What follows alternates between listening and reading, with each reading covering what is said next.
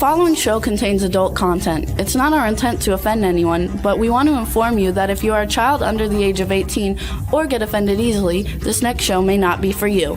The content, opinions, and subject matter of these shows are solely the choice of your show hosts and their guests, and not those of the Entertainment Network or any affiliated stations. Any comments or inquiries should be directed to those show hosts. Thank you for listening.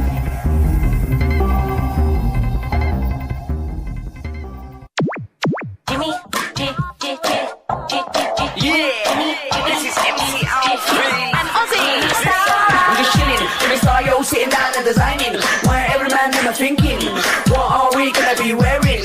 Yo, I'm a Liverpool MC, you can't trust me, big up the girls inside the party. Let's get down to crazy Jimmy, big up myself and known as Alfie, the one and only, the Turkish MC. Always love the clothes of Jimmy. Bitch, I'm your one I wanna be, Jimmy Star's new celebrity. We'll take you out to Jimmy Star's. Hey ho, what's up everybody? Welcome to the Jimmy Star Show with Ron Russell, bringing you the good times in music, fashion, pop culture, and entertainment. We got a great show for you guys today. Before we get started, let's say hi. First to my cool, outrageous man about town co-host, Mr. Ron Russell. I'm making out with my dog. Leave me alone. Astro, say hi to everybody. Yeah, Astro's not in. Turn him around. Okay. Astro's enough looking. Whoa. Hey, everybody. How are we today? That's all good. Go by. We'll have a show to do, honey. Thank you. So say hi, and I did do hi. Okay, what's up, chat room? Are you not here today? People are joining us in the chat room now. We have Cindy Lady Lake is in there. Stefan Bell. Hey, Stefan. Hey, Cindy. Thanks for the promos. Hi, Stefan. We have a great show for you guys today. We have Arrow Rose is coming on. She hasn't been on for several years. She's got a new single getting ready to drop. She can sing like nobody's business and perform on a stage. Boy, is she great. And she has a new single with Chris Wise from the Hollywood Vampires. Then we have Emmy nominee Michael Mayhall coming on with his new TV series, The Madness of David Judge. And so it's going to be a lot of fun. Absolutely. And all our shows are good, with the exception of a few that we threw off the air because they were bitches. But okay, so here's the update on my health, everybody, if you're interested, if you really care. We finally found out what's wrong with me, and it's called MDS because we can't pronounce the whole thing. It's too long. But I have to take a shot every day for a week, once a month.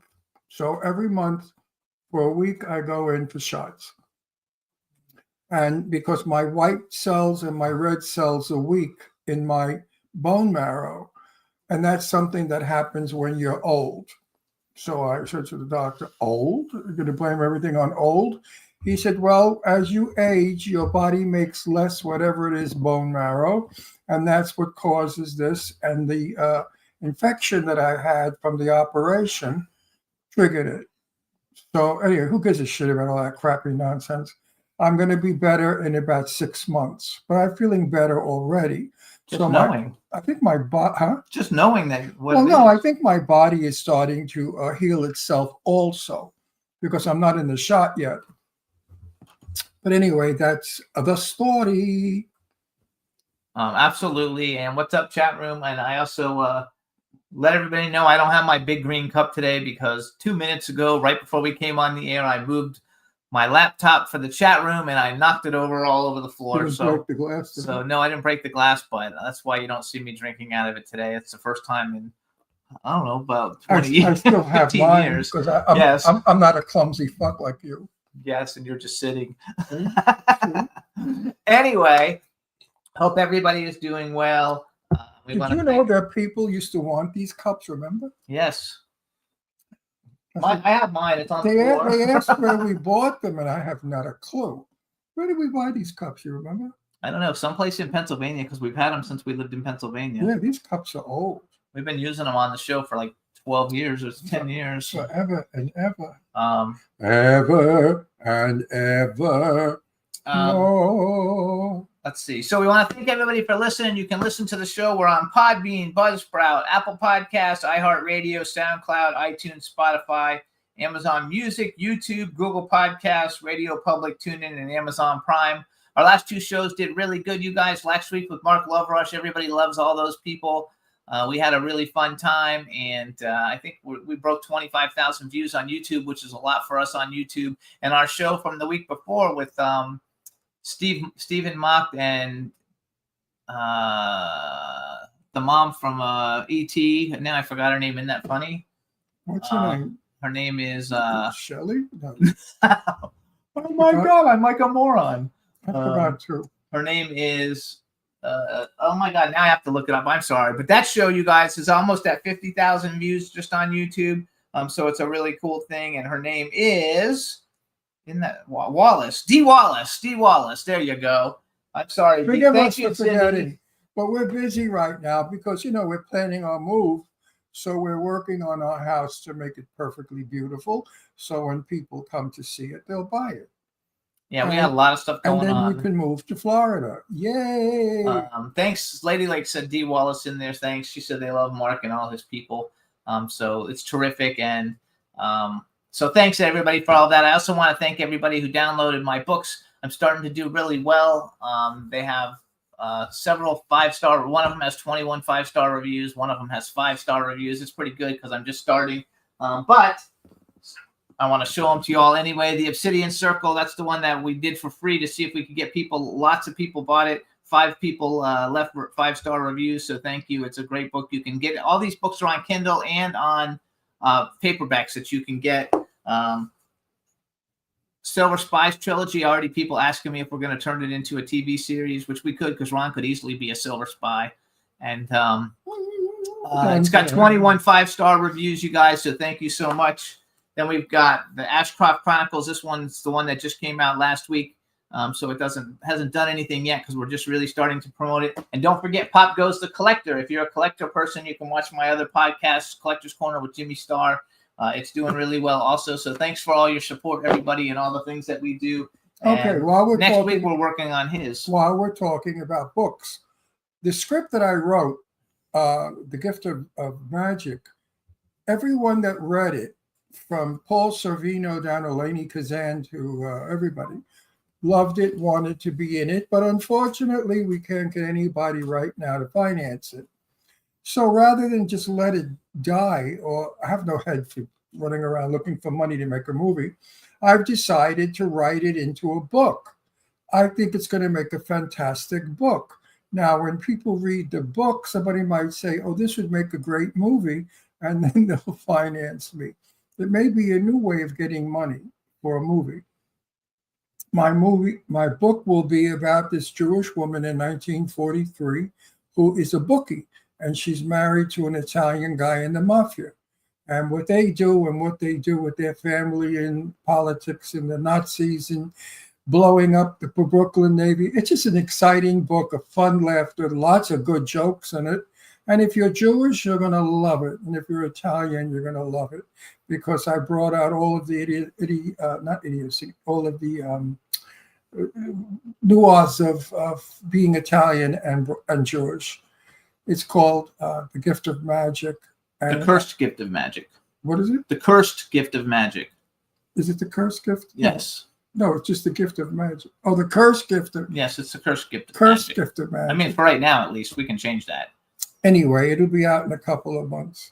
Also, you guys in the chat room, they're asking if you guys want. I have lots of copies of all the books at home, so you can reach out on Facebook, Instagram, or TikTok. If you want an autographed copy, I can autograph it and send it to you. And then I wrote quite a few plays in my day, and I'm converting all my plays into books. And they're really interesting plays, very, very funny. And yeah, it's going to be great. So real quick, we're going to take a quick music break. When we come back, we're going to bring on our first guest. This is Maximus Tronic. We played this last week. I got a very good response featuring Trina, and they actually sent me the whole album of songs that are coming out, including this song. I think this is a great song, so enjoy. Maximus Tronic's Our Last Kiss. And then when we come back, we'll be on with our first set of guests. Enjoy. You pour another glass of wine and tell yourself that everything will be fine.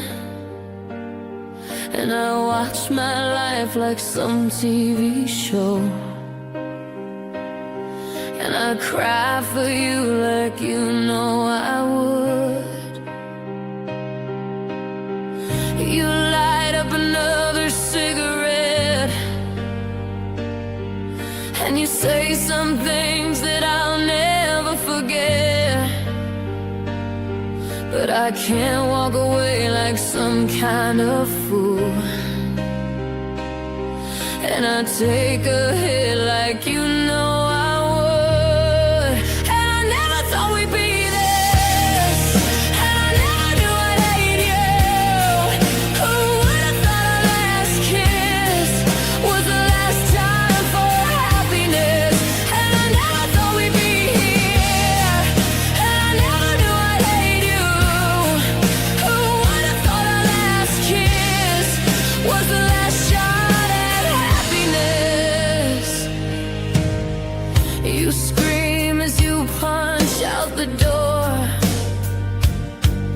and I hold my head while I fall to the floor. And I say to myself, there's more life than this. And I pray to myself that it's gonna stop. You cry when you see just what you've done, and you hold my hand so there's nowhere to run. And I stay right here like some kind of fool, and I'll wipe your tears like you know I would. And I never thought we'd be this, and I never knew I'd hate you. Who would have thought our last kiss was the last time for happiness? And I never thought we'd be here, and I never knew I'd hate you. Who would have thought our last kiss was the last shot at happiness?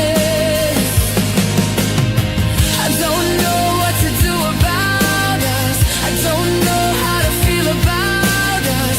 I don't know how to say a word. I don't know how to leave you. I don't know what to do about us. I don't know how to feel about us. I don't know how to love you. And I only wanted love. And I only wanted love. And I only wanted love. And I only wanted love. Day one, our life is like a smoking gun. Day two, I turn away the money you. Day three, it's all about me, and that's all I see is what's left of me broken.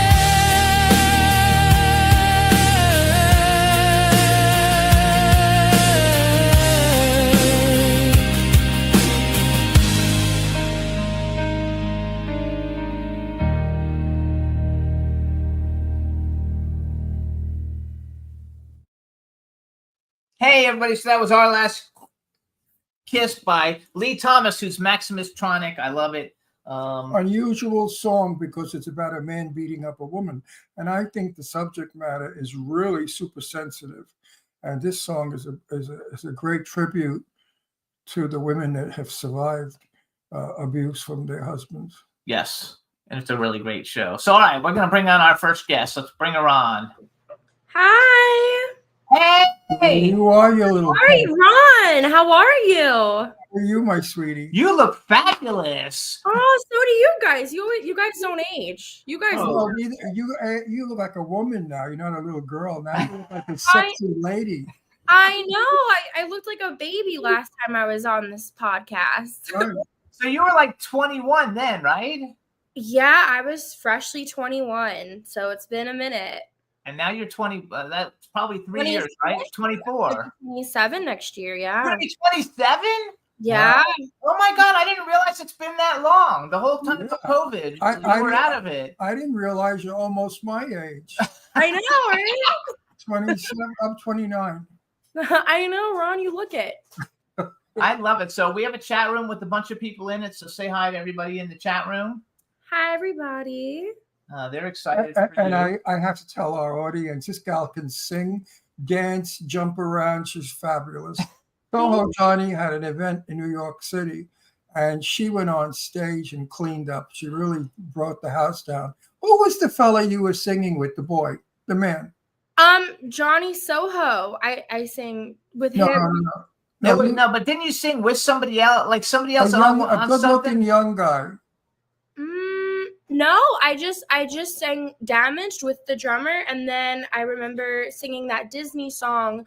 And Johnny Soho came on stage and we like sang together. We did like a duet on stage. Soho Johnny. Oh, that's funny, but he can't really sing. Johnny's terrible. I told him that. I said, forget singing, stick to acting because he's a much better actor than he is a singer. I remember there was maybe the fella followed you, but there was another act that was really good, and it was this young guy. I think he may have followed your act, but your act, you were fabulous. Everybody went nuts when you sang. Thank you. It was my first time performing in front of all those people. I was so nervous. I was really You did good. You did good. So, okay, so you guys were talking about that. First of all, is Chris joining us or not joining us? Or you don't know? He is joining us. He'll be here in a few minutes, but yes, okay, that's fine. So I'll save all that stuff. I'll save all that stuff for later. We'll talk about you. For what? So she has a new song, you guys. It's called Heal Me. It comes out on October 11th, or she's having a big party with the music video release. And she did the song with Chris Wise, who's a member of the Hollywood Vampires. He's one of the best guitarists in the world. And bass players. Well, isn't that still considered a guitar or no? I don't think so. Oh, I'm sorry. Then it's totally my bad. I thought a bass and a guitar. That's a stand-up bass right here. Yes. It's an upright stand-up bass. Yes, if you guys, he plays an upright. He plays a stand-up bass. He plays regular bass also, but it's really cool. We'll talk to him about it when he comes on. But the last time Arrow came on, she had her album Damaged, and we released the album Damaged. We didn't release it. She released it. We had her come on. She had two really great singles that did well. One was Damaged, which is the title song. The other one was, I think, called Tarrant. Yes. Yeah. That was about Alice in Wonderland. About Alice in Wonderland. So tell us a little bit about like the songs that you do, because you do songs, you know, about stuff that you see in movies and real life and what you're going through and things like that. So let's talk about that a little bit before we have him come on so we can. And I have a question. How's your father? My dad is good. He'll be at the premiere. Bill. Say hi. Say hi. Hey, Bill. He's watching right now. Hi, Bill. Yeah, he's awesome. He's very, very supportive. Honestly, couldn't do it without him. He's just like very helpful, and he really supports me. And he's like one of my biggest fans. So, shout out to him. No, your father was so in your corner. He is. Yeah, no, he's great. Remember back then we went to dinner with Jack O'Halloran, who was Non in Superman, and we all went to an Italian restaurant, and you and your dad and Eileen was there, and I was there, and I think Billy Hess, a whole bunch of fun. It was a fun night. You forgot me. I said we went to dinner. Oh. I know. We went to Frankie's on Melrose. Frankie's on Melrose. You have some memory. We still go there to this day because of Jack. We like go there once a week now that we live here. Good for you. That's right. So now you live in LA, right? So you can focus on all of this. I do. I just moved to LA and I signed my lease in August. So officially here for a month. And where were you before? I was living in Charleston, South Carolina. Oh. Okay. But you're from New York. She's from Astoria. I'm from Manhattan. Bill's from Queens. Well, your father was from Astoria. Queens. He is from Queens, Whitestone, Queens, and then I was born and raised in Manhattan. Oh, so Whitestone. Yeah, Whitestone. I'm from Queens. I know all of it. Yeah. I was born in Brooklyn, raised in Brooklyn and Astoria. Oh, nice. He taught in Astoria, though. He was a teacher in Astoria for like a long time, for many years. I love it. I think it's cool. And I think it's cool that you have such a fabulous father, you know, who's so supportive of everything that you do.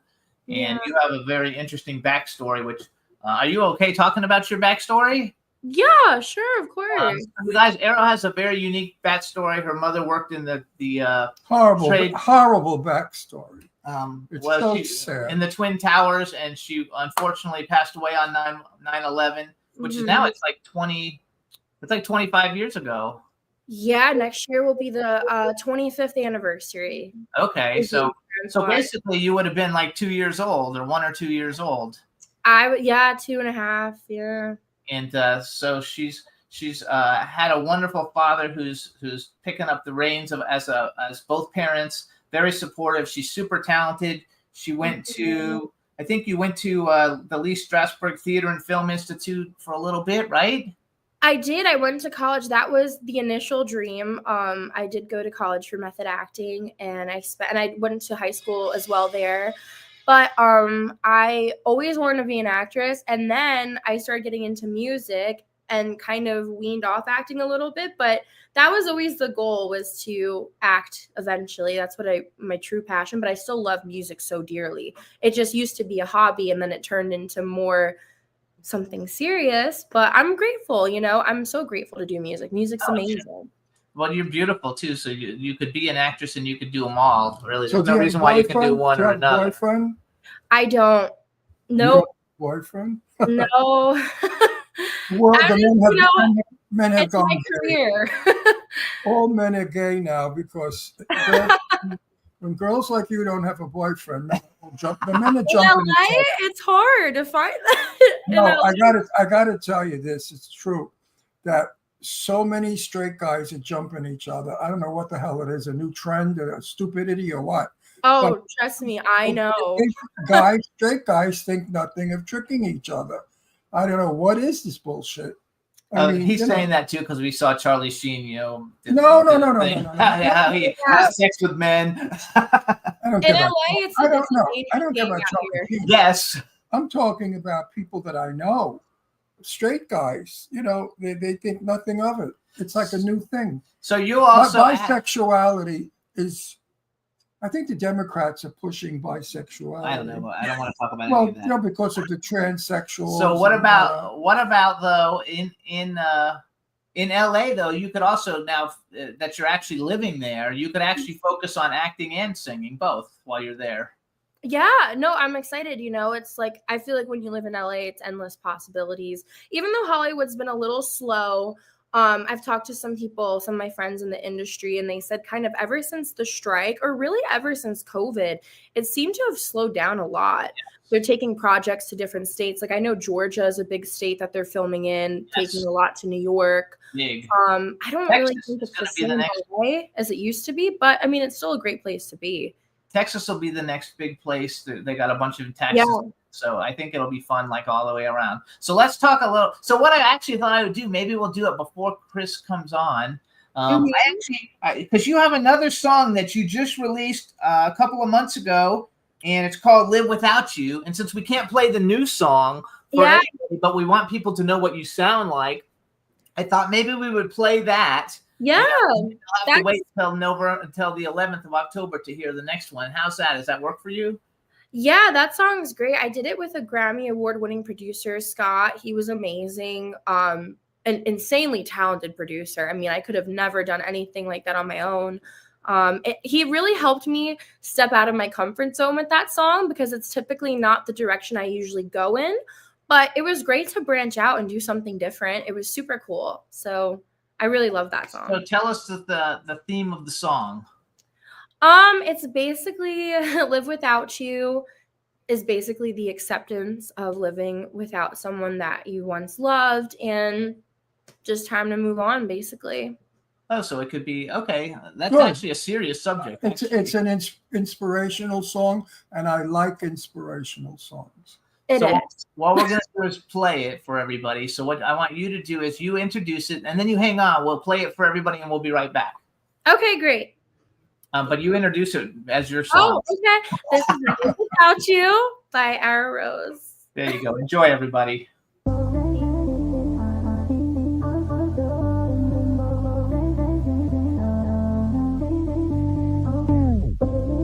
thought we were soulmates, it's not what you showed me. And now I gotta let it die. Wish we were together, but nothing lasts forever. And now I gotta live without you.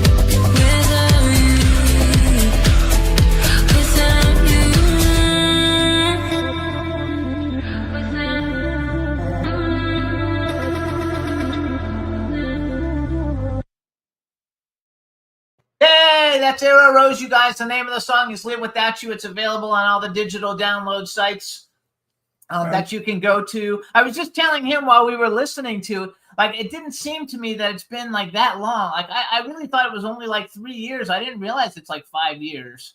The time really went fast.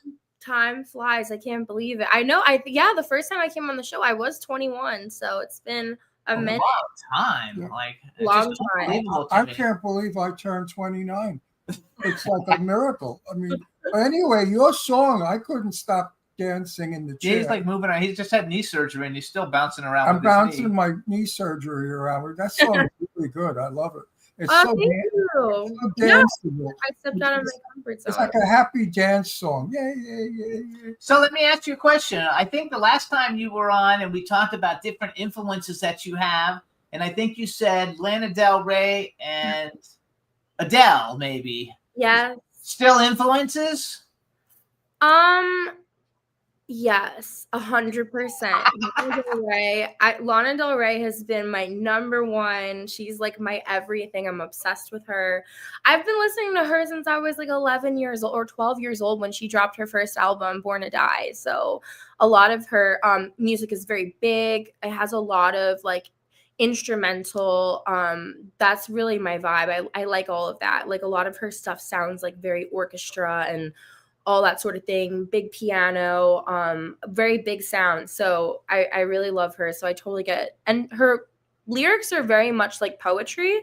And that's how I kind of write. I try to write more along the lines of like very poetic.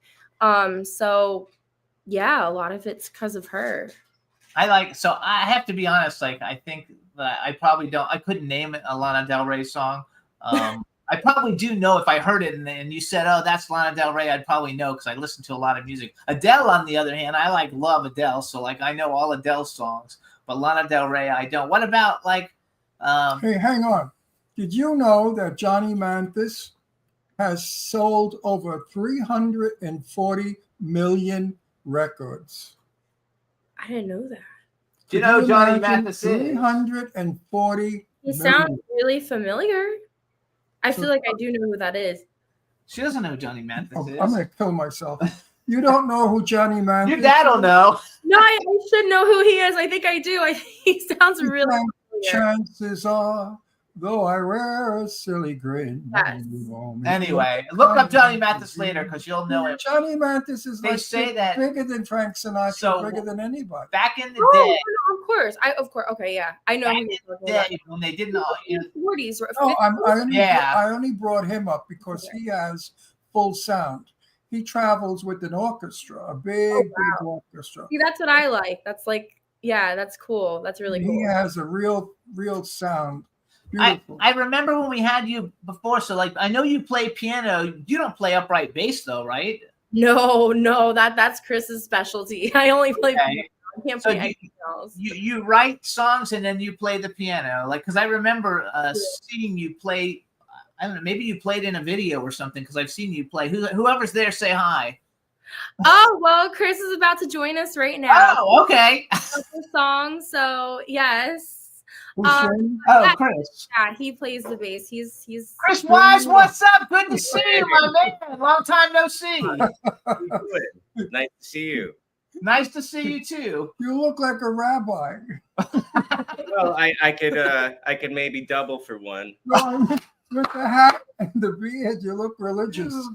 How have you been, baby? maybe I could do a side job and do some advice for people and spiritual advice. So hang on, wait. Let me do an actual introduction now that he's there too. So Okay. now, you guys, now we want to have on the Jimmy's. Welcome back to the Jimmy Star Show. Actually, Chris has never been here. We have Arrow Rose, singer, songwriter, superstar in the making, and then we have basically like bass rock god Chris Wise, who's played with everybody, and he's got his own band, which I didn't know until yesterday. I've been listening to your band Al a lot in the last 2 days. Oh, thanks. Yeah.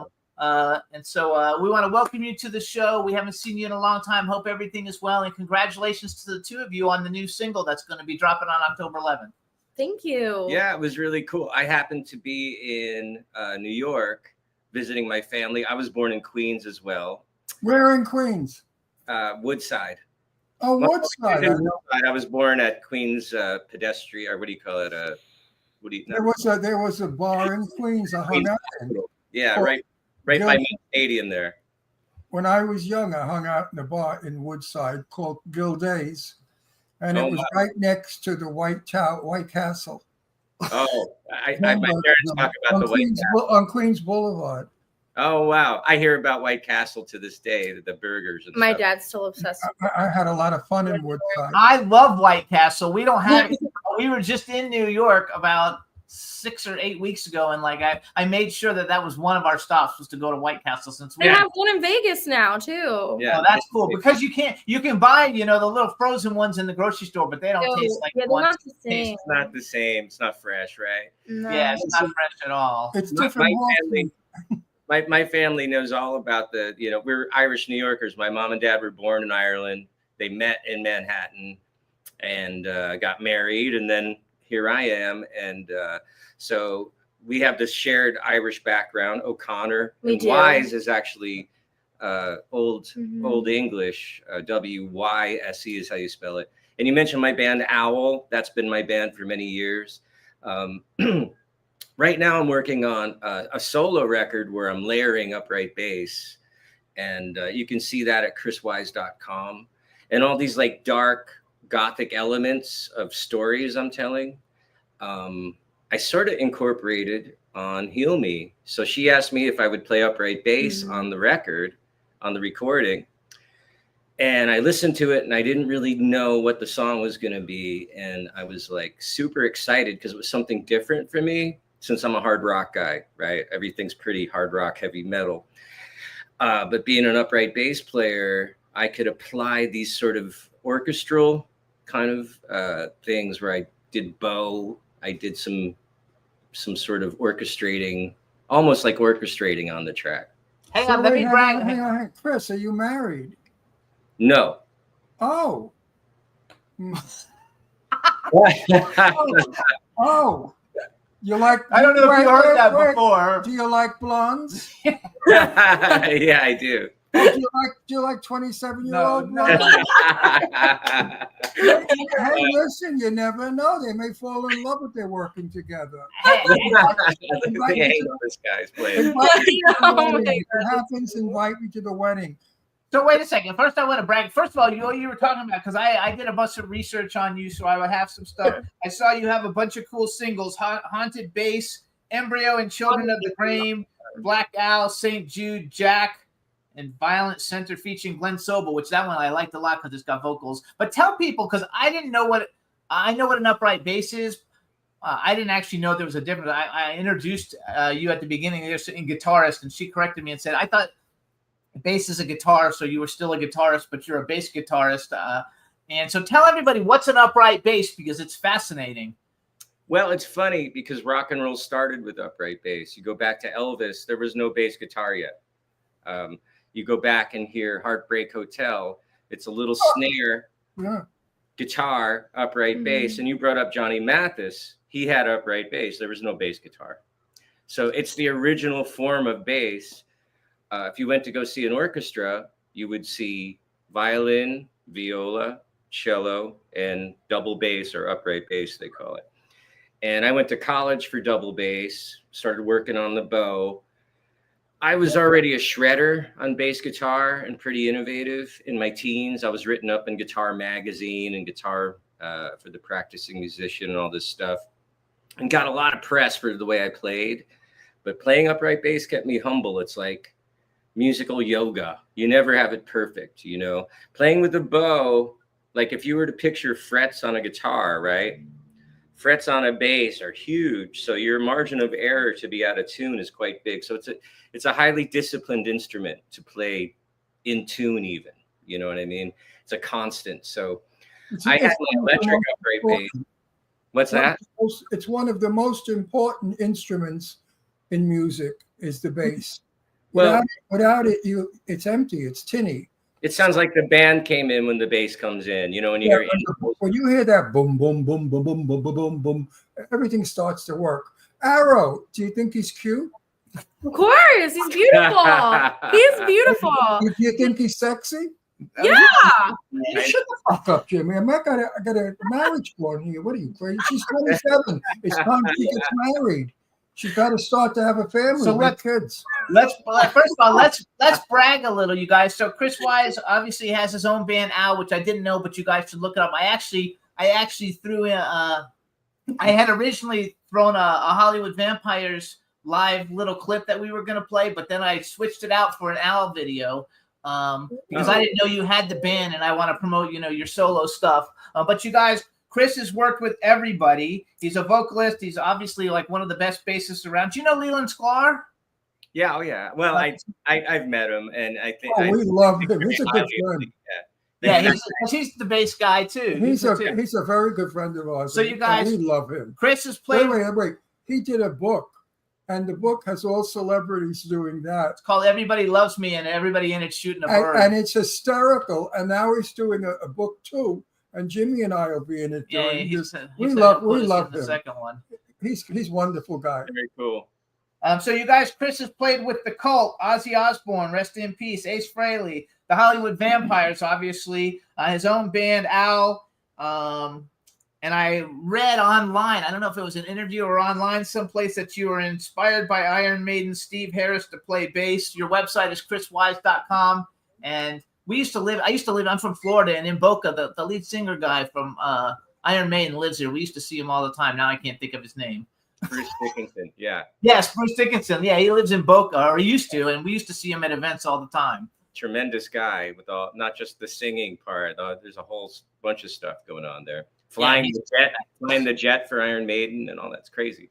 Yeah, he's just sick. And Iron Maiden, like they were like way ahead of that time. So this was a little bit. So I listened to all the solo stuff that you've been putting out, also where it's just the bass, and your talent is amazing that you can fit it all in. How did working it around now going a little bit? Oh, I'm going to assume that the song's a little bit more poppy. How was that for you? Because it's kind of a different than what you're used to, since you're like the rock god. Well, it wasn't different. Music's music to me. I have a classical and sort of jazz background as well. So the song, it was just a really good song, which you need that to be the start point. Great vocal, great voice, good lyrics, all the stuff. That you great need. looking. What's that? And great looking. And available and single. Oh my God. It's a gift from heaven. You make a beautiful. Don't worry, Bill. Wait, you make a beautiful couple. And I bet if you shave, Chris, you're very handsome. He is. He really is. Wait till you see him. It's the beard that covers it. Take that beard off. He's so good looking. So what do you think about it? If he asked you to go to dinner, would you go to dinner with him? She does already. We do already. No, I bet you they have a thing going on already, and they're laughing at me. No. They probably have a thing going on, and they're saying, "You stupid old fuck, keep it up." No, he's. You know what they say? You're not supposed to like. What? You're not supposed to like shit where you work. Eating shit where you work. That's if you're banging a whore. But Arrow's a good girl. She's not a whore. So that's factual. That is true. That's a fact. Arrow, I know your father's on top of you. You could never be a whore. He tell you. No, I'm not. That is very factual. I know that. Did you hear that, Chris? She's not a whore. And today it's very, very difficult to find a broad that's not a slut. No, or a groupie. I'm not a groupie either. Well, especially in our business. But he's a little bit older. So what do you want? I'm older than you, and look how wonderful I am. When someone has a good father and they're raised right, that's absolutely. Her dad and myself are very much alike, because my daughter Leslie was runner-up in Miss America. I had a career going with her, and I took care of her. And she's not a whore either. She's just an old maid. I like the way you say it. It's kind of whore. You have a particular way. Yeah. Yeah, you know that's what? a New York whore. No, that's Brooklyn. Only in Brooklyn do we say whore. Yeah. Who? Yeah. Well, so, back to the track and how easy it was for me. Really, was the answer was So I have this electric upright in the corner here. I was traveling with that. Fun. Was in New York already. She invites me onto the track, Mm-hmm. and I listen to it and go, "Oh, I could really do something cool with this, right?" So she said, "Would you play a bass solo?" So instead of just playing the bed of the track, the main meat and potatoes, it didn't need anything too fancy. It was kind of expressive, fretless-y kind of thing. And then when I went to the solo and the outro, I did some kind of melodic featuring the bass with the bow and made it a little bit haunting because she said she had this vampire theme for the video.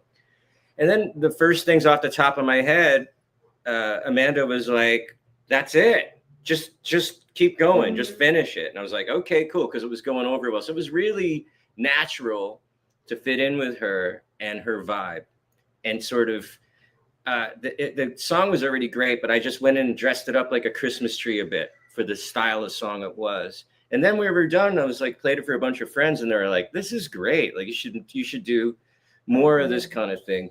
So she invited me to do the video. And in the video, we had a live owl, which she brought for me, which was amazing. What? He's Owl? famous. He was in a bunch of movies and stuff. Famous owl. Archie.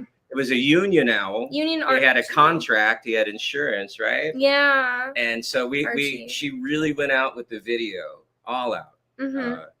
Like Victorian Hollywood locations, hired the owl, actors and actresses Everything. involved in the whole thing. Really, really cool. So I can't wait to share that. And It's So going to be very Wait a cool. minute. You could be the new Sonny and Cher. I love Cher. this is a whole angle that I didn't expect in the interview, but it's great. You know, Cher. I was in Cher's company many years ago, and she Really? fell asleep. She did. She went right to sleep as we were talking. Oh, I want to go back to the owl for a second, because I think the owl thing is very the cool. owl is considering really that, cool. Like your Instagram is Chris Wise Owlman. You have a band called Owl. You have a live owl. So what was the owl? What other movies was the owl in? Do you know? I don't know, but I believe his I thought he was dad a or kid. his mom was in Harry What is Potter. an owl? I don't know. It's a bird.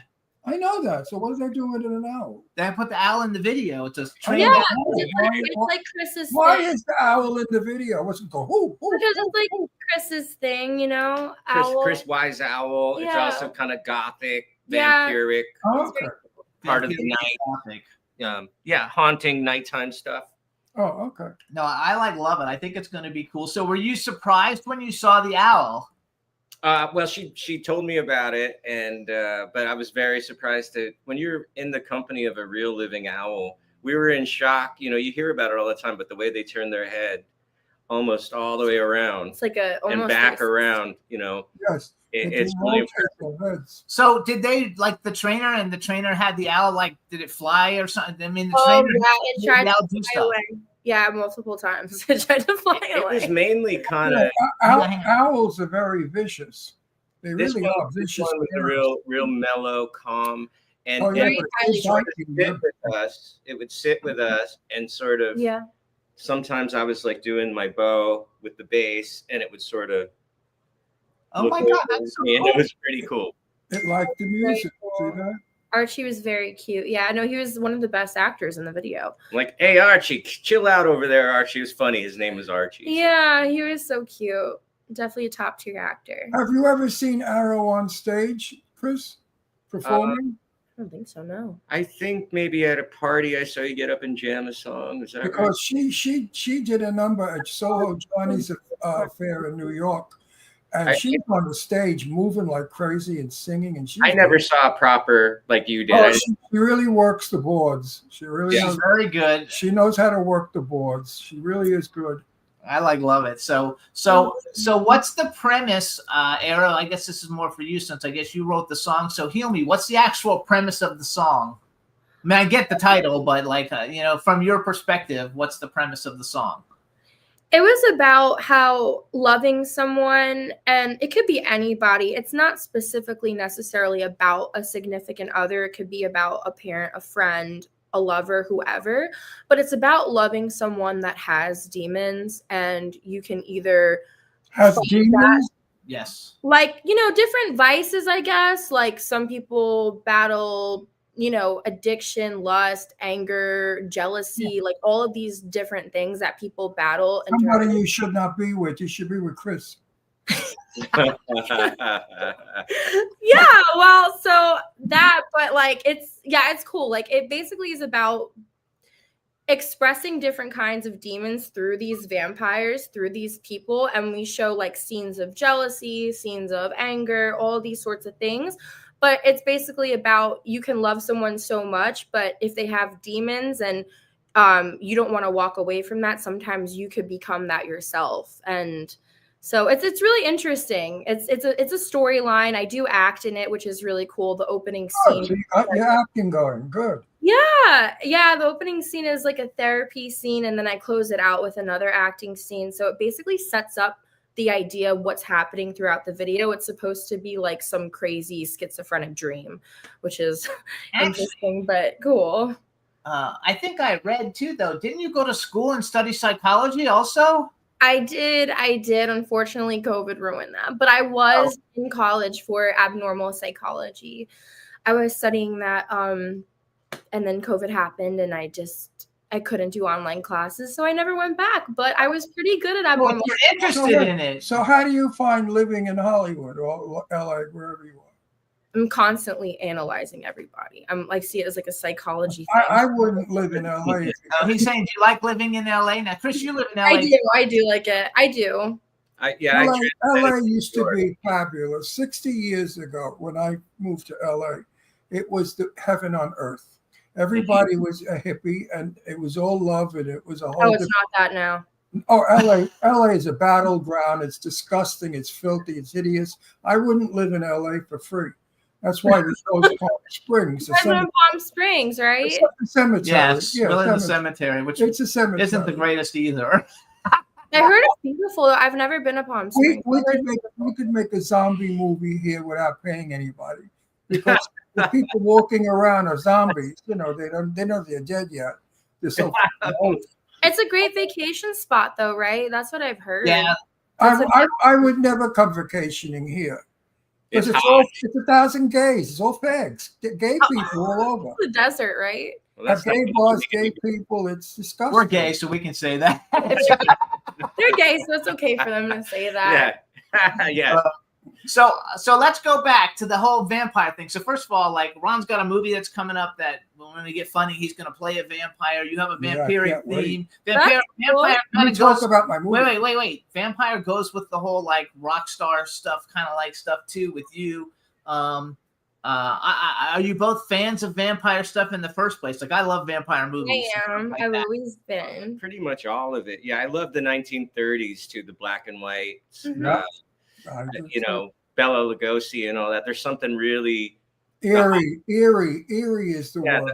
The romance of Hollywood mixed with that era to me is one of my favorites, as well as the Frankenstein, the werewolf, all that stuff.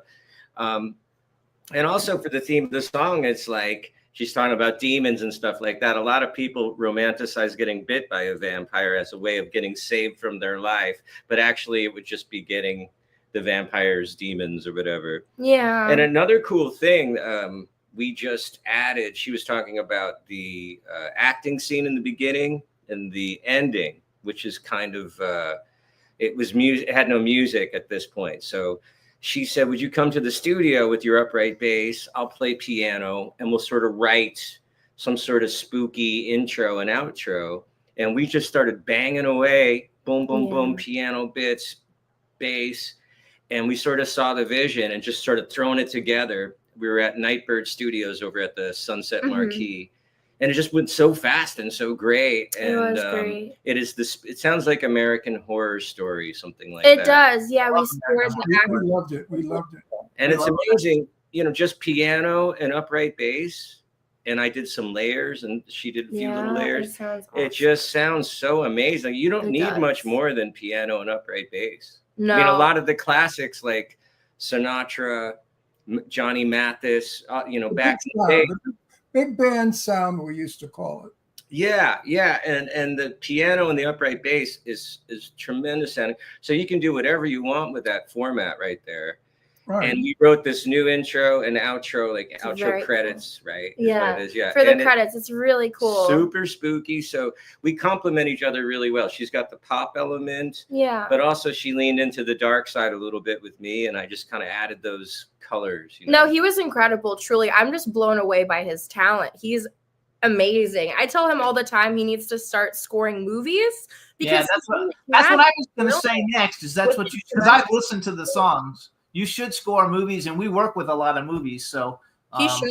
Yeah, We're good friends with Randy Edelman, and we know what goes into putting music into a movie.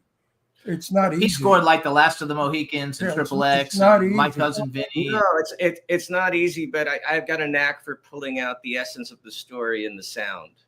I might have some coming up that we might be able to like actually see if you would like to do, because we've got stuff coming on. We actually, which I forgot about too. So on October 25th, the movie's probably not going to be great. It's a campy movie. It's a fun movie. It's called Clown Motel: 3 Ways to Hell. They're having a red carpet premiere. Ron's got a really big role in it. Oh, that's I cool. played General Milan. And it's at 2:00 in the afternoon. So Arrow, like, you know, you and your father, Chris could come. Anybody, if you want to come, I have like, I'm in charge of like That inviting. would be fun. I would love that. Yeah, That's I would love it awesome. too. Yeah, and I love the theatrical thing mixed with music so much. What got me really, I was doing it since I was a teenager, writing theatrical sounding songs and stuff. Like Jack is about Jack the Ripper, as opposed to writing, you know, a little 3-minute thing. Haunted Bass is about the bass behind me having sometimes its own little spirit and life to it. I felt like maybe I've been carrying around a spirit with me at times. It's a very interesting little That's- story there. That's cool. But I did a thing called A Pitiful Beauty on the Hollywood Vampires record, where I played like 10 or 12 upright basses and created a string piece. And Tommy in the Hollywood Vampires said, "Would you do something like that?" And Johnny Depp called it A Pitiful Beauty. Alice and Joe loved it. And it's just a little spooky bow piece on the record. And then I thought, man, I should just do this for myself too and put out these, because I can churn that out all day long. And, you know, as Amanda saw, like I have yeah. I have a toolbox of all kinds of song ideas and melodies at all times. And I really like the dark stuff, which is, I don't like it to I be. like horror movies. Like I've got a horror movie that I think is going to get done soon, and you guys would be super interested in it. And it's That's funny. So I was a clothing designer for many, many years in Florida, and I made one-of-a-kind clothes. I dressed all kinds of like Steven Tyler was in there, like all kinds of people. Okay, enough wait, bullshit. no. Enough bullshit. No. about you. No, because Johnny Depp's band is the Kids or whatever. Like they're from Fort Lauderdale, and they used to shop in the store all the time. Johnny Depp only came once, but the rest of them shopped. One of them used to come every week and buy stuff every time they were playing places. Mhm. And so it was a lot of fun. And I think that, you know, I'd love to have you guys come, and your father too, Arrow, if you want to come to I'll send you I would information. love that. That'd be nice to see you again. It'd be so nice we to could see you at the chat. Clown Motel 3 thing, and I'll get I you guys would love big that. partners with photographers and everything, and it'll be For a lot sure, of fun. 100%. Are you guys going to be at the premiere? Yeah. Oh, It's- yeah. It's the world premiere. They're going to make a big. I don't know, which premiere are you talking about? Our premiere on the 11th. Damn, he's not, and I am. Oh, yeah. okay. Well, you're going to see us perform together. Yeah, we are And performing I'm together. playing upright bass. We got a drummer, a great drummer and guitar player, and she's going to be on a grand piano. Mhm. And we're going to perform the song, and then you're going to see the video, Yeah. I'm excited. Some of the scenes she put together for me, I was just like, oh, God, it's easy to be the cherry on the Sunday here. You know what I mean? It was all set up. It's really cool. So Guys, it's October 11th at 8 p.m. at the 3 clubs. Yeah. From 8 to 9:30, it's VIP guests only. After that, it's open to everybody, but they won't be playing until after 9:30, so you won't miss the premiere if you want to attend. It'll be open to the public after 9:30. that's right. Mhm. Yeah. The 3 Wonderful. clubs. The Yeah. 3 clubs on Vine there. It's becoming a real, Don't worry. it's become like the rock and roll or Hollywood. Like the new spot, like the new like rock and roll spot. Yes. It's really cool. It's my friend owns Sawtooth Instruments, and it's a new stage that they built there. And my next door neighbor owns the club, so it's all just, again, with Arrow, it's all just, everything's just gelling, you know.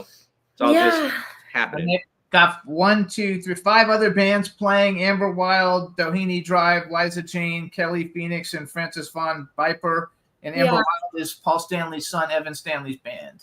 Yeah, he's real cool. Amber Wild's awesome. He's headlining it. So that's really exciting that he's going to do it. Yeah, I was in Paul's band for a bit, and I was in Ace Frehley's band for about 4 years, and we did a video for Fire and Water where I was in a video with Paul and Ace, and that was the first time they worked together in like 18 years. But in recent few years before that, I was in different versions of bands Paul was doing, like a rock band, and then sort of a Motown thing. I joined him on some, and Motown? yeah, Motown. And believe it, you went from joined the recording for Ace. It was just like full circle with and I'm a Kiss fan from being 8 years old. And Oh, me too. Yeah. I have the 18-inch fucking figures that stand on the rocks, and you push the button, and each one plays a different song. oh, cool. I collect action figures, so I have a ton of them. Yeah, So Kiss inspired my whole direction. Kiss and Iron Maiden. When you see my solo stuff, you get it. And the sort of it's not darkness for darkness sake, for being bad or anything. It's just I love evoking emotion, and she does too with her voice. Yeah, so she the does. combination of so upright. much in common. That's wonderful. I actually saw Kiss when I was like 12 in Wow. concert, and they were like freaking like amazing. This is cool. I've always liked Kiss. The Kiss is best really live awesome. fan experience, they created all that. But Yeah. Evan's a great guy, by the way, and great music. And Yeah, he's really sweet. Arrow. Mhm. He has a nice personality, and he's a good talker, so you wouldn't be bored with him. Normally he's pushing it hard. No more. I gave up on that. Bass one day. I would No, never get it, but no, So- it's very important to have a mate that's conversational, that talks, that's true. and is interesting. The worst thing is to be married to a deadbeat who just sits there like a schmuck and doesn't say a word. You can smack him and go crazy. So here we But have. this Chris has got a good personality. We only have about 5 or 6. You know what? If he was Oh, gay, thank you. if he was gay, I'd grab him. So, so wait, we have like 5 or 6 minutes left, but I want people to hear Owl because it's cool. And this is I don't know if the other songs are better. I picked the video for Pusher because the video is really good with the cartoons. Yeah, that was the Batman illustrator did that. So not to confuse everyone, I've always been like Chris Wise the Owl. My band is like a songwriting centric band, and the stuff I'm doing lately, I'm doing solo stuff, and I'm taking liberties to just layer basses, which is not a band. Right. It's just a solo record. Instead of boring you with like a jazz fusion kind of thing, I'm coming up with concepts like theater movie concepts, and Yeah, really, that's that basically- way the layman or the non-musician can go, I love that song, Jack, so they can enjoy it too. I didn't want to bore you with just all the flash. I incorporate it for everybody. Oh, no, absolutely. So I want you to introduce it, introduce the video, and then we'll play it for everybody. And then when we come back, we'll probably have 3 or 4 minutes maybe, and then we'll talk about it. And Okay. Yeah. The Pusher is kind of like reinterpreting addiction through a relationship where you're addicted to the relationship. And all of us in the video get murdered by the woman, essentially. When the first guy gets pushed off a big patio. Someone gets run over, and you'll see like we all kind of get. Don't give it away.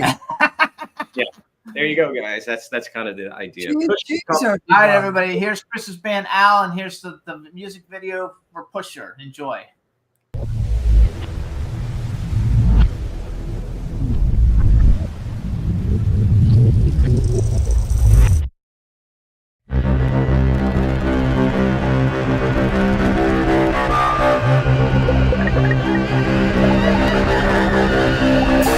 Sleeping all day from dreaming numbers.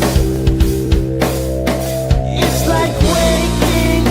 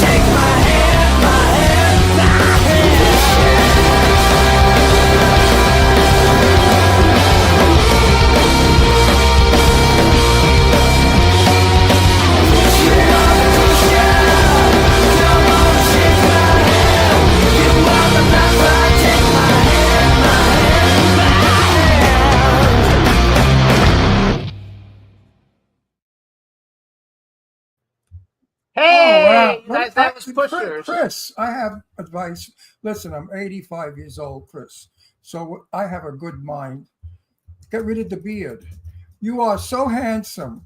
That Oh, video, you can see your We were face. just talking about his beard. No, he's really super handsome in that. Really good looking. I would get rid of the beard. You know, ugly people wear beards Thanks. because they're hiding their look. I would never have a beard and hide my beautiful 85-year-old face. He can rock You both know, and though. also, I want to talk about age. Jimmy and I are married. We're 23 years difference, and we're very happy. And we're 24. married 13 24? years.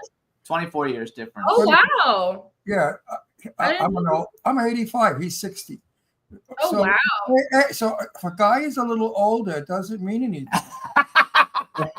Man. So- oh, man. Older men make very good husbands. You know I why? hate men my age. He's, That's he's over the. She hates men her age. But wait, he's at an age now where he's over banging everybody, doing drugs, and then they grow up. So now he's a perfect cat. Wait, we only have a couple minutes. I want to go back to Al real quick. So first of all, one reason why I picked the video, number one, is I'm a big comic book person, and I thought the comics in it were great. The Al stuff in it is great, but it really focuses. Yeah, you're like one of the greatest bass players ever, but you can fucking sing. Like that shit. That song is dope. You're really, you got a really lot. good. You got a lot going for you, Chris. You got a Thanks. lot. I'm thinking about bringing the band back. You know, that's I've been doing the solo stuff to express myself in a different way because I don't know how I do the solo stuff with a band at this point because there's 10 upright basses, for example, on Haunted Bass. You know, that might fit a movie soundtrack much more than a rock band, you know. Right. Yeah. But Your bass stuff fits soundtracks, but as far as like you could easily, front. You don't get an opportunity, I don't think, to show your vocal ability playing bass for all these big bands, but in your own band, like your vocals are really strong. Thank you. And I believe if you've got it, you don't lose it. It comes back. Yeah, he's a great singer. Yeah, Some people just don't have it, and they could whistle Dixie till they're 100 trying to sound good, and they sound like shit. In the chat room, they said lots of women like beards. I know why they like beards. when I shave, Years ago, we had mustaches in the 70s, and we called them pussy bumpers. But now they want beards because they want beard banging. I mean, it's ridiculous, but I think he's so handsome.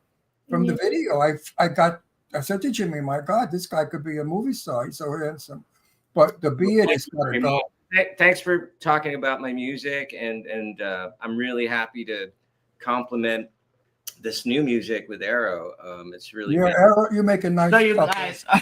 So you guys, the debut of Arrow Rose featuring Chris Wise is October 11th at the 3 clubs. Once the video is actually released, we'll play it on the show after that because we can't Thank you. so everybody can see it. And I think you guys are gonna love it. I have not seen the video, but I have heard the song, and it is killer. You guys are gonna love it. We're just not allowed to talk about it or play it back. We're not allowed to play it yet, but you guys will be able to hear it. It's only 10 days away. And it's going to be a great event. If you want to go, hit me up on social media or just go to the club. It's you after 9:30 you can get in. And we want to thank you both. Congratulations, Arrow. I'm so happy you're back. I'm happy you're in LA. Nice to see you. We haven't seen you in a long time. I'm happy to see you. I'm happy Good to see you guys. And don't forget, keep October 25th open, and I'll send the invite, and I'll get you on the list to go to the premiere. Thank you. We love Sounds that. awesome. Sounds awesome. Perfect, you guys. So thank you so much. See you soon. Thanks so much. It was fun. I enjoyed it. Bye, you guys. Bye-bye, kids. I can't wait. You guys are going to love it. And Arrow is so cool, so it's a lot of fun. And now we're going to bring on our next guest, Mike Mayhall. He was on our show, I don't know, a long time ago, I think maybe right before we moved here or right when we first moved here. So let's bring Mike on. Let's see if he's there.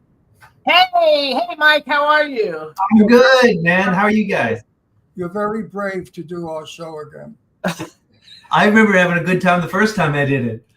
Absolutely. So Yeah. we had Mike on, and we're going to be talking about his new TV series called The Madness of David Judge, of which this is Jeremy Sandy, who is David Judge in The Madness of David Judge. And then we've also probably going to do another show in October with the cast because Mike's girlfriend, Sarah, who was also a guest on the show about 7 or 8 years ago, I think, is also starring in it. And But before we do that, let's do an intro. So, hey, everybody, now we want to welcome to the Jimmy Star Show with Ron Russell. Emmy nominated. He's a director, producer, playwright, stuntman, actor, Mike Mayhall, with his sidekick, Jeremy Sandy, today. Is that how you pronounce your last name, Sandy? You got it right. I'm impressed. Perfect. And, How could you not pronounce May Hall? no, not Mayhall, Sandy. His name is Jeremy Sandy. So how you could? I don't know. It's Sande. I don't know if how you pronounce it. It could be Sand. I've got Sand. I've got Sunday. I've got Sanders. Sunday. Yeah. So it's all kinds of things. It could be all kinds of things. So you never know. Okay. So you guys say hi to the chat row. Wait, first of all, this is my cool, outrageous man about town co-host Ron Russell. Say hi. Hey guys. Hey. And we have people in the chat room, so say hi to everybody in the chat room. Hey, chat rooms. What's going on? Can I comment? Can we chat with them? Oh, there they are. There's a furry friend. Oh, that's so funny. So B. Claudia from Germany. Say hi to B. Claudia. She wrote that you were on the show August 10th, 2015, and our other guests were Brett Rice and Jack McGee, which Jack McGee's like an Academy Award winner. She is amazing. And Brett Rice just got killed in he got killed in the first season of Tulsa. I mean, the first episode of the new season of Tulsa King. Oh, I haven't seen the new one yet. And I don't know if you guys know Jack McKee. He's from Moneyball. He's been in a bunch of movies, but anyway, we have a lot of cool guests, and now we're happy to have you back. And we might as well talk about I was going to talk about some of your other stuff so people kind of know who you are, and then we'll go into the madness of David Judge. I don't know why I would. You know that there's another movie called The Madness of King George from many years ago, and it won an Academy Award, I think. And I always get it confused. Like when I'm writing it, I always have to go back. I know. I saw that one a million years ago too when it came out. I enjoyed it. I really liked it. Did you do that on purpose to confuse people? Yeah, I really wanted, when they saw us, I wanted to think Academy Award winning show right here. So just thought, why not? Let's go for it. So you guys, Mike does everything. So what did you actually get your Emmy nomination for? Don't scream. You otherwise you can't hear. Yeah, but I have my hearing aids in, Oh. and my fucking head We'll is turn it going down like a this. little. So what did you get your Emmy nomination for? We're a wild show. First of all, Jeremy, you don't know. Like Mike's been here before, so he knows. So I love it. we banter a lot. We're married. We banter. So go ahead. So what did you get your Emmy nominee for? Yeah, I got it for a TV show called Bronx SIU, Best Director. And then there was another show called A House Divided, which was like a best series. So it was, those are the two. Actually, House Divided, you were in 24 episodes. I looked on IMDb. You were in a lot of them. I was acting and directing and producing in that one. Yeah, alongside my partner Dan Garcia. So what do you prefer out of all the different things? Do you like all of them? Because you do all of them. No, I like them all. For just different reasons, you produce too. It's just different hats, different ways to tell a story. I like the directing because I feel like I'm a little bit of each character, and I can get into the head of each little character, and I can work with people I really like to work with. Even this guy. I like the acting because. I like to just sort of step into the character's mind and be what that is. And then I like writing because it helps me get rid of all the crazy thoughts that are in my head. And I just got to get them out or I'm going to go bonkers. I like it. So did you actually write those two series also? I wrote on Bronx SIU. Dan and I co-wrote the first season. Then I wrote the second season. House Divided was all Dan. I would come in, he would write it, and then we would go over plot points and things of that nature. But for the pen, he was it. I wrote some scene work, and then I would go in and change. We would talk about character plots or motivations, and I would change that. Other than a few select scenes throughout the series, it was mainly just Dan. But we directed together and produced together. So you guys, some of the other things you might have seen Mike in. So I'm exhausted. I love Vampires I'm Suck. listening to you. I love Vampires Suck. You were in an episode of The Walking Dead. Yeah. And we have a ghost with Jennifer Coolidge, Steve Coulter, who's been on our show, Anthony Mackie, David Harbour.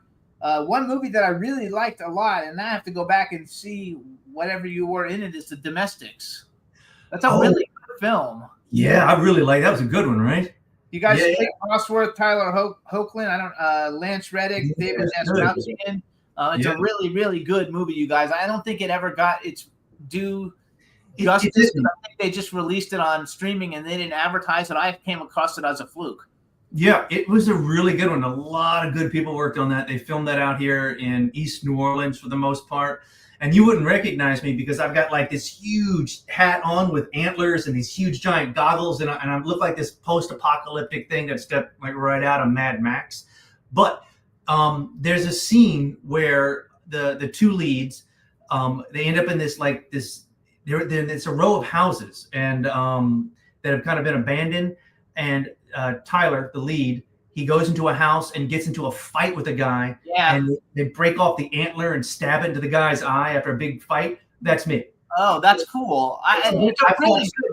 It's a really good movie. Like people should really see it. And I like Tyler a lot, just back from his like Teen Wolf days and Superman. And I actually wish he was Superman. I like him a lot. He's Are a you talking cool about guy. our Tyler? No, you don't know that Tyler. Oh. This is a big Tyler. We don't know him. I invited him on the show, but he didn't actually come. Because we have a good friend named Tyler. And you did a movie, A Horse for Christmas, and I only bring it up because Martin Cove is in it, and I'm a big Martin Cove fan. We met him at a red carpet event. Which movie? Martin Cove. Oh, he was great. Yeah. He was great. I got some good pictures with him somewhere. He's a great guy. Yeah. I like it because you live in New Orleans, right? Mm-hmm. So there's a lot of movie stuff in New Orleans, right? Not anymore, but there was a bunch. It's just dried up out here. There's really nothing that I know of that's going on in the area. So there's a Tulsa King spinoff. Tulsa King's spinoff is coming here. That's about all I know that's coming. But it used to be popping. It used to be multiple films and multiple TV shows all the time. But since the actors writers strike, it's been slim pickings. Which is why we ended up doing David Judge, because we had a bunch of film crews, film people just hanging out, twiddling their thumbs. And we're like, let's do something. Let's not just sit here. Let's work. Let's work on our art. Let's make something happen. Do you have all your own camera equipment and stuff? I don't. I've got friends who got DP friends. The guy who shot it, Michael Brophy, he has a truck full of equipment.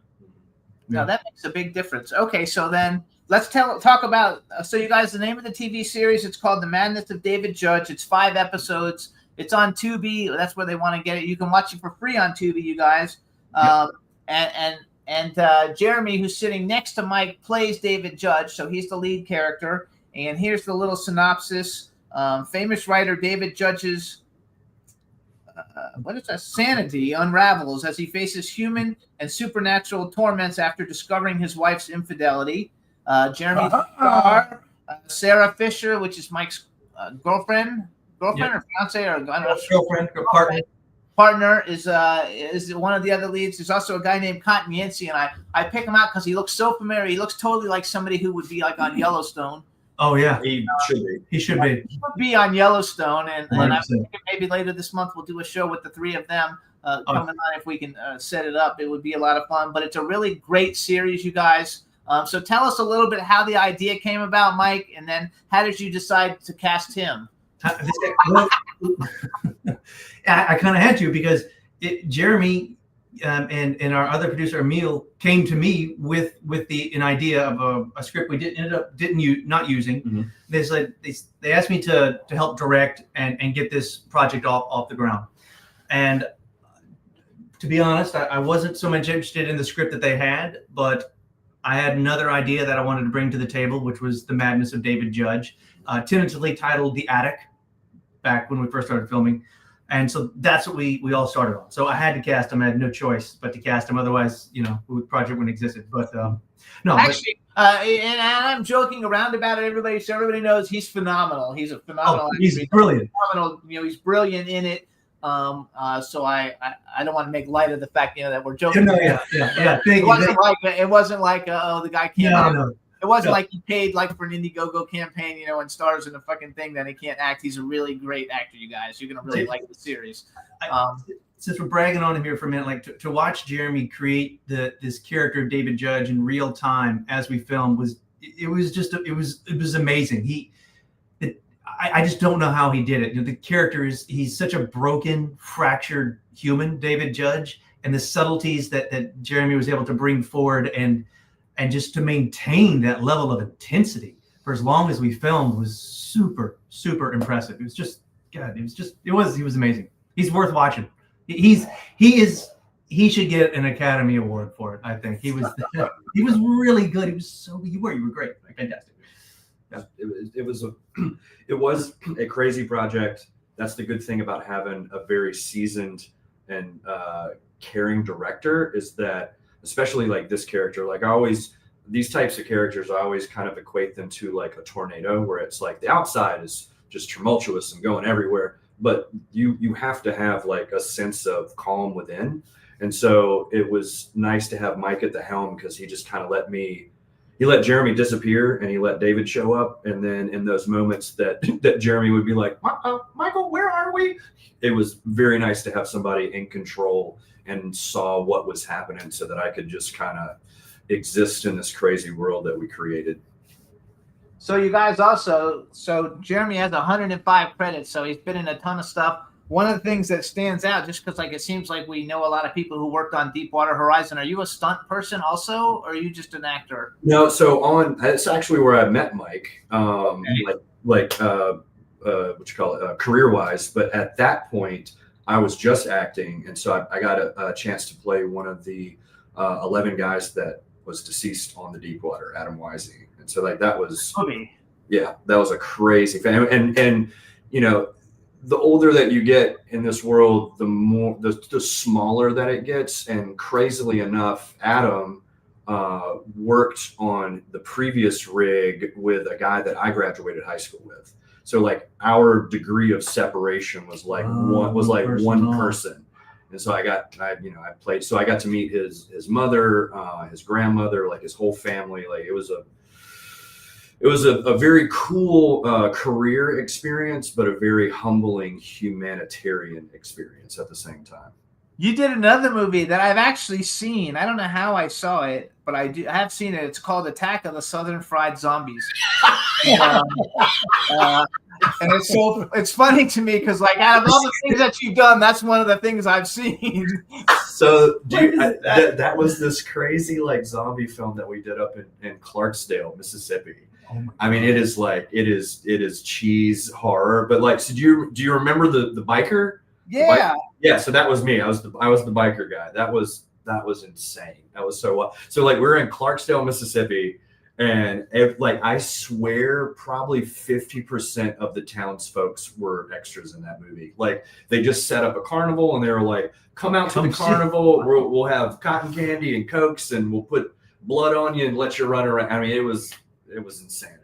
It's funny because I've also seen both the Hayride movies. I'm going through your IMDb as we're like talking. I've seen both the Hayride movies. So you like horror. Obviously, you like horror because you've been in a lot of horror. And Mike, you like horror too, right? I do. Yeah, big fan. Yeah, my wife is actually one of the other leads of Hayride.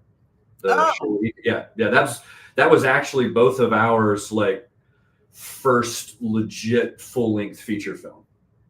I know. I love it. Okay, so let's go back real quick to the Madness. So I have two video clips from it. One is just a 30-second one, which we'll play second. But the first one is the Madness of David Judge, the actual trailer. It's like 2 minutes long. So how about, Mike, you introduce the trailer, and then we'll play it for everybody. One, we want to do the one that says the Madness of David George trailer. And that way people get an idea of what we're talking about, and then we can come back and talk about it some more. All right, so here's the official trailer for The Madness of David Judge out on Tubi, and you get just a little glimpse of how David Judge starts to snap in this.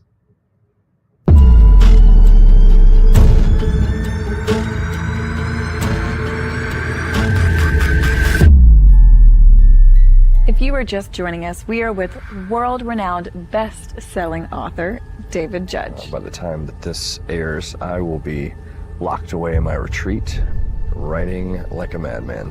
Pull. Samantha wants a divorce. You don't?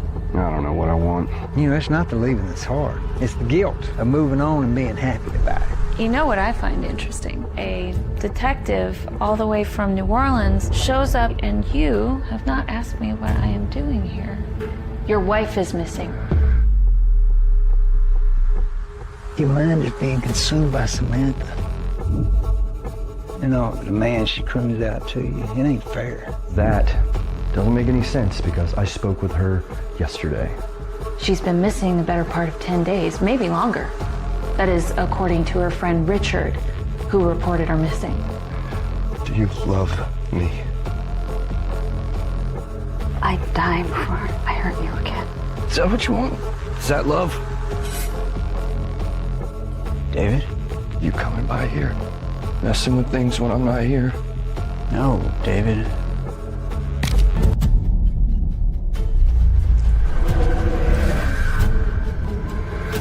Anytime you want to achieve great things, the gods demand. They demand a sacrifice. And she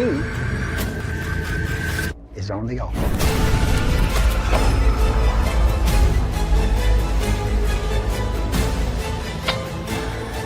Would you love me? It's okay. It's okay. Yay!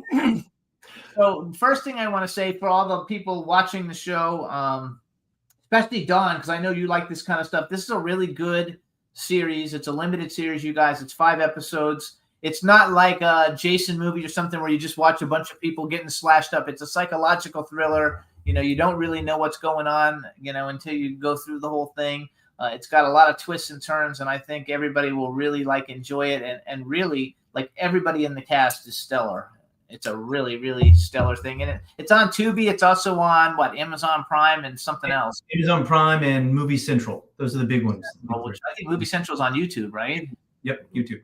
But you guys, you can watch it for free on Tubi, so watch it on Tubi.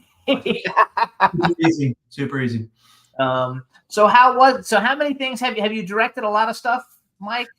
Yeah, well, I guess it depends on how you look at it. So we obviously the Madness of David Judge, 2 seasons of Bronx SIU, and that was 14 episodes total. We had a 3rd season ready to go, but whatever the producing entity, the big company, they shift management in the C-suite, and they decided they only wanted to do their stuff. So since ours was with the old guard, they scrapped the 3rd season. And then we had 5 seasons of A House Divided, and that was 8 episodes each season. And then we got a spin-off season show of that called Jupiter Jones, which was another 8 episodes. And I think next year we're going to get a 2nd season out of Jupiter Jones, which would be nice. So there'll be another 8 seasons. And I'm on every episode directing. I'm not the sole director, but I mean, how many episodes? How many shows is it? That's 40, 50, 40, 50 hours of television, plus half a dozen movies. I'm not counting anything that I may just come in to consult on or to be there as a producer. So how do you like the difference between television and movies? Because it's totally different. It is. It's kind of, I like them both for different reasons. We filmed David Judge like a movie. Yes. You know, it's kind of a central perspective of David Judge. You don't branch off a whole lot into other people and what's going on with them. Everything is through the eyes of David Judge. So if you're watching The Madness of David Judge and you feel like you don't quite understand what's going on, or there's a lot of questions coming at you, that's because as the director, I'm forcing you to live it as David Judge, right? You're not getting other perspective. Bronx SIU, multiple characters all over the place, but we still film like a movie in that it's, you know, it was 6 episodes, 8 episodes, but we would block shoot it in that everything that happened in the police office we'd film out first. We wouldn't go by episode. We shot as a whole. So for me, everything I have done is sort of like a movie. It's not done by episodes or block shot episodes. So everything for me is all happening simultaneously. The whole season, though, then the whole season before it goes out. It's not like an episodic where you do it and you have to actually shoot each episode, you know, for the next week. Yep. Yeah, so we film it all. We get it all in the can. So that's all in my brain. You know, eight episodes for Bronx SIU. It was 8 episodes. I don't know, 12 different characters, not including day players, all in my head simultaneously, just spinning. And then we get into the edit room and then we lay it all out. So then how hard is it to get distribution for a TV series compared to a movie? Because if you basically have to finish the whole series then, or you don't have anything to show anybody. Right. with A House Divided and Bronx SAU, Dan Garcia, the executive producer, he brought connections and distribution ties through All Black, BET, and to an extent AMC. So he had distribution channels sort of locked in, and then with The Madness of David Judge, I knew enough people that I could make phone calls to, and we landed on Buffalo 8, a distributor that we had worked with a different side of their company with A House Divided. So they knew me well enough to at least look at what I was offering them, and it was really surprising. I didn't know if they were going to take it or not, because there's no one famous in The Madness of David Judge, but I think what we have going for us is a really talented crew. Jeremy just looked back and forth. That's funny. I mean, you're famous to me. You're famous to me. You're a superstar to me. What you're saying is true, though. Like, because that's always what I produce a lot of movies, and like they always want to know who's in it, and so I immediately, when I found out about David Judge, I went to look and see who everybody's in it, and although everybody in it has phenomenal credits, nobody in it is a household name where you don't have to look them up to see who they are. Right. It's a weird thing. It's like, it's now everybody hopefully will see their faces and they'll recognize them, so they'll become more popular. Correct. I think we got David Judge distribution so quickly, based solely off of the strength of the performances and the visuals of the show. I think we worked really hard. Those are the things we could control, right? We can control our performances, we can control what it looks like, and we just took our time doing it, and we tried not to cut corners. And we got a couple offers kind of right out of the gate. There was that one who approached us. They saw a rough cut of the trailer before sound effects and stuff, and they started making us offers. And I was like, I want to hold off a little bit and see who else comes out there. And Buffalo 8's a pretty decent size distribution company. So when they came, I was like, we just got to go with them. Yeah. No, it looks really good, because like first of all, we bring on 2 guests every week, and sometimes I just like the people, even though the movies are terrible. And sometimes we bring, like, Ron's been in some movies that had really good budgets because they wasted money, like the movies didn't look that good. And then we've had people come on with like no budgets at all, and their shit looks like really good. So we've had a little bit of everything, that comes on. And it looks like you guys had an actual big budget to do it. It looks really good, because I've watched the whole series, so I've seen all of it. So I know how good it really looks. And I also know it wasn't a huge budget, so that you guys have really like accomplished, something that a lot of people are not talented enough to do. Well, that's what I mean. It's interesting that you bring that up, because it's like we've both been in this industry for 15, 20-ish years. Long time. And so early on, I had this train of thought of like, oh, this is what making movies is. And then so after I've worn a couple, because I've done acting, I've done stunts, I've done grip and electric work, which is like camera assist stuff. So I've seen it from several different angles. And so it's always funny when one of my non-film friends watches something and they go, oh, it was a good movie, or oh, it was a bad movie. And I'm like, regardless of what type of movie it is, the fact that you saw it was an accomplishment, because I can't tell you how many things I've been a part of that never saw the light of day. Yes. And so it's like, even just getting something out there for public consumption is a feat. Now, what it is that you put out there, if it's good or not, that's a completely different ball game. But this one was one of the first ones that I did that, like, I honestly did not know what we were making. I didn't, but it wasn't.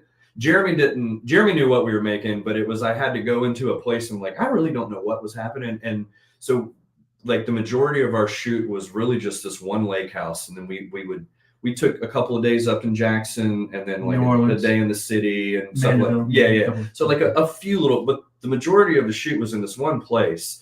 And like, I got so lost that there were days that I just would have to come to Mike and it was like, you got to tell me what day this is, because I'm so far gone, I don't even know. And so like to tie it back in, is it's an interesting thing of watching the final product. And I mean, like, really, like, this is and I've told him this before, like, it looks good, the performances are great, sound is amazing, like there are all these little key issues that I've seen stuff on Netflix. I've seen stuff on several streaming shows where it's like if one of those is just a little off, it takes you out.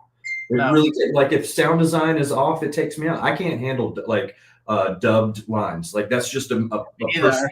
Yeah. It's as soon as I see you dub something, I'm going. Subtitles I can do. Dub it takes me out. And so this is one of the first projects that I've been a part of from the beginning to the end that I honestly can say like I'm proud of the whole process. Like it's a great project.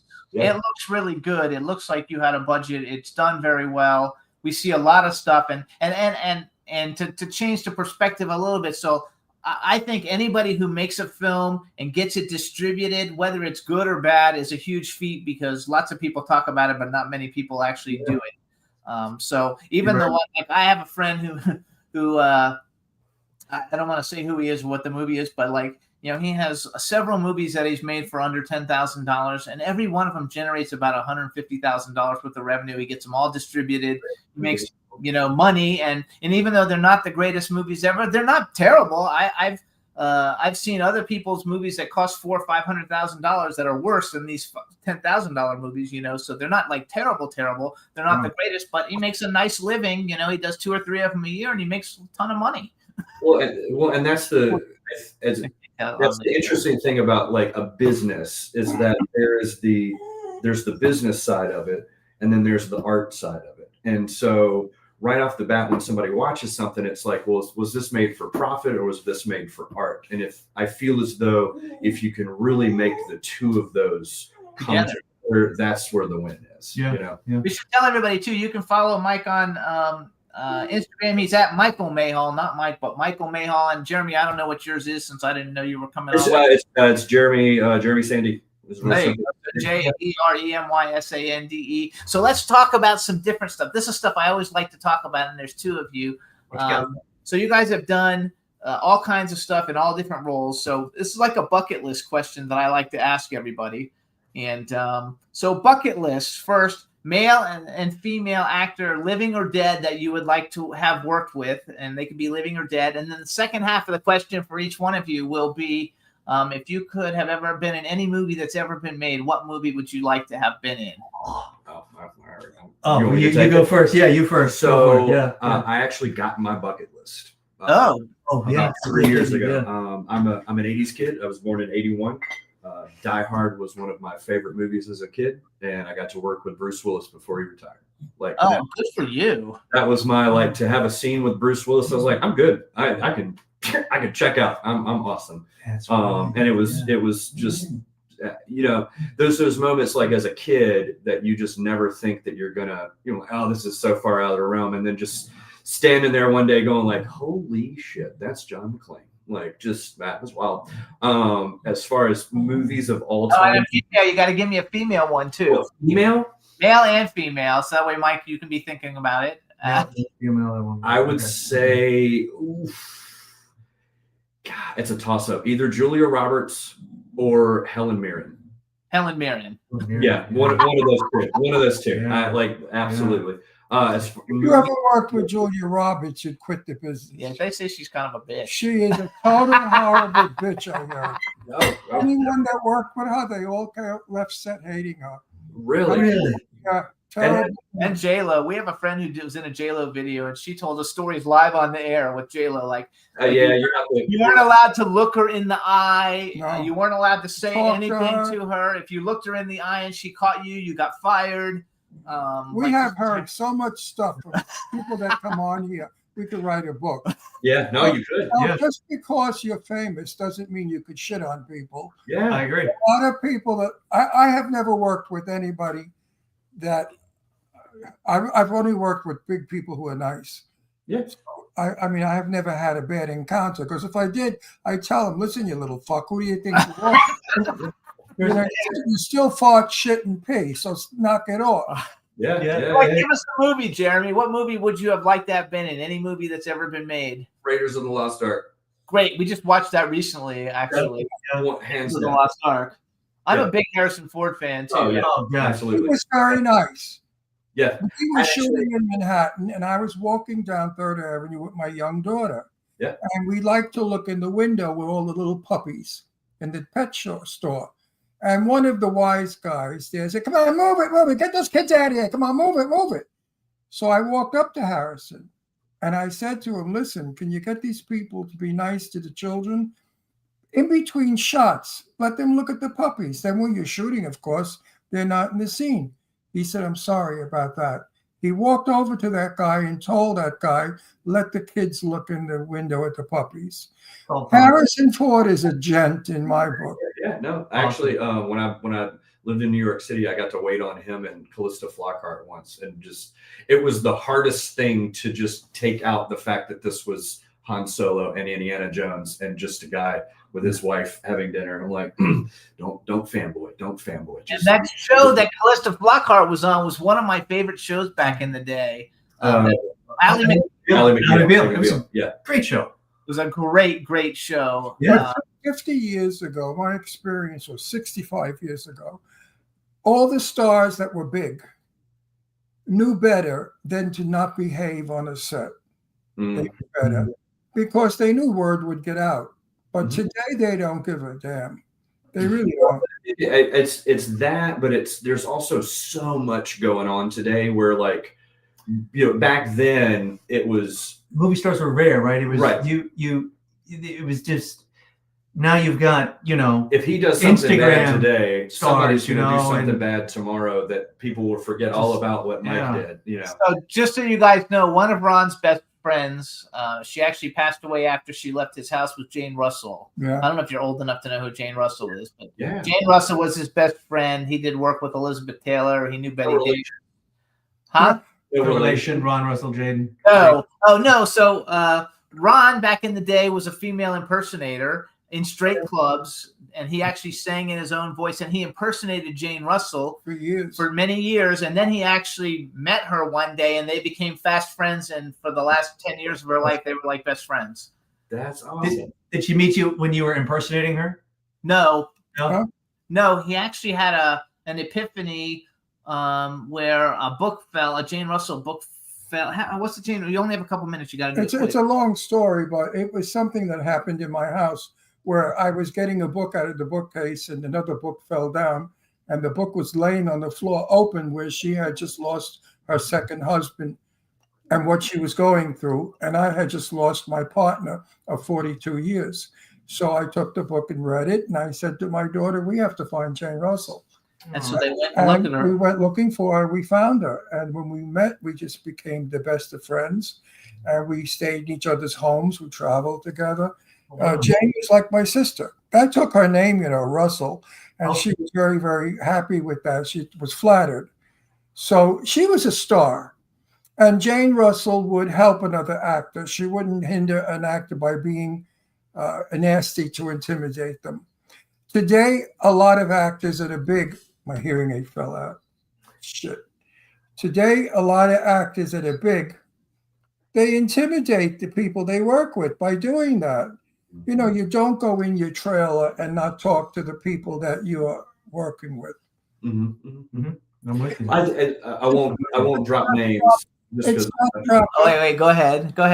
Names, but like there was one time that I was working on it's an Oscar-winning film that was shot down in New Orleans, and I was doing crew work, and production kind of came out and was like, okay, so blank is portraying a very much an asshole, and it's just going to be easier for him to just stay that way. So if you see him, just leave him alone. There wasn't any kind of like punishment for doing anything, but it was just kind of known like, blank, blank is not gonna. And so there was one night we were shooting this scene in an Italian diner, and I'm like walking out of set with what's called ball busters. They're like 45-pound sandbags. Okay, sorry, this is my dog who's been whining underneath to be a part of things. They're called ball busters. They're like 45-pound sandbags that we put on like combos and mama stands. And so I have 4 of these. So I have like 200 pounds in my hand that I am walking through this doorway, and up walks this actor, and he's standing in the doorway, and we make eye contact, and he literally just sitting there smoking his cigarette, just looked at me, and I'm going, okay, all right, you win. And so I backed my 200 pounds up, and I let him go through, and I went on about my business. couple of weeks go by, and at the wrap, he literally went by and like thanked every crew member for letting him just be in his space. And I was like, that's cool. Like, okay, at least that was an acknowledgement that, hey, I was a dick. Like, thank you so much, because it's and I get it. Like, I knew Betty Davis, and Betty Davis said to me, you know, everybody thinks I'm a bitch. I said, well, you act a bitch all the time, so of course people think you're a bitch. And she said, but I'm not. She said, I know that if I'm on a set and there's somebody that's afraid of me, I can tell when we're acting together, they're afraid of me. She said, so I go out of my way to friend them and, you know, have a coffee with them to be civilized. Because, you know, in those days, Hollywood built up stars where they were, my God, the gods, you know. So if you went on the set, you were terrified because you're going to work with Betty Davis, the scene. You go, blah, blah, blah, blah, blah. And today they don't care about that. I was in a movie. I'm supposed to be in a movie, if we ever get funded, where I play Kevin Bacon's father. Yeah, and that's a pretty good role. But the only problem is I look younger than Kevin Bacon. So the directors or the producers said, "Can you get old, Ron? Can you look old?" Actually, they don't know how old you are. I'm 85. I'm 85. You told us, yeah, but you don't look 85. No, not at all. No. He works a lot still. He still works a lot. It goes against me sometimes. Hold on, we have to go back to Mike because everybody in the chat room wants to know what his Yes, I picks want are. to hear that. But you're not going to name the guy. No, it's not. No, it's not. No, they're not going to name him. Off camera, you'll tell me. I'll tell you off camera. What was the question? It was who would you like to work with, guy and girl? Male and female, living or dead, and whatever, any movie that's ever been made. What movie would you have liked to have been in? Any movie that I would love to have been in Lord of the Rings. That's a good one. Like, yeah. Just to be in those. Let's see. I would love to work with Emma Thompson because that's a good one. She's just brilliant. She's just amazing. And I would love to, and the director side of me would like to work with James Gunn. I think he's a great writer. He's a great writer and a great visual storyteller, and he just understands character and nuance so well. I would love to work with him. I love all his stuff James too. Gunn, he said? No, James Gunn. He's a big director. He does like superhero a lot. He did the new Superman. He did the new Superman, Guardians of the Galaxy, you know. They were Suicide Squad. Yep. I think he did the second one. So wait, give us an actor though that you would like to work with. An actor. Oh gosh, there's like a cajillion of them. Oh man, his name just jumped right out of my head. He played the Punisher. John Bernthal. John Bernthal, right? He's a good one. He's so intense. Like he's just so intense. I would love to like work with him and just. So when the Walking Dead came out, so I used to I used to be a clothing designer and I would give clothes to people and meet them and at conventions. And so John Bernthal went to it when Walking Dead first hit and he was really big, his first convention, and he brought his fucking 200-pound pit bull that was sitting next to him. And I swear to God, everybody was afraid to talk to him. I'd be afraid too. He was really nice, though. I actually didn't go to his table, but I saw him at the event, and I talked to him. But I was afraid to go to the pit bull because the dog was so big, which is funny. But all right, we're out of time, you guys. But you guys, first of all, the madness of King Judge. Madness of David Judge. David, I did it again. Judge, you guys. It's on Tubi. It's free. Watch it. In a couple of weeks, we're gonna get a few of the other cast members and do like a 45-minute cast of the Judge show. I think you guys will like it. It's really good. So watch it. We want to thank you, Mike, for coming on, and Jeremy, you were an added bonus, and we'll see you again soon. Hey, thank you guys. And we enjoyed it. So everybody go watch it, and we'll see you guys later. All right. Bye-bye. Bye, guys. You got to tell me the actor. Oh, yeah. I'll get it from Mike. Okay. All right, everybody. We'll see you next week. Thanks so much. Have a great weekend, everybody. Thanks, chat room. See ya. Jimmy, this is MC Alfred and Ozzy. I'm just chilling, Jimmy Star, yo, sitting down and designing. Where every man never thinking, what are we gonna be wearing? Yo, I'm a Liverpool MC. You can't trust me. Big up the girls inside the party. Let's get down to crazy Jimmy. Big up myself and known as Alfred, the one and only, the Turkish MC. Always love the clothes of Jimmy. British punk, yo, wanna be Jimmy Star. start new celebrities. We'll take you out.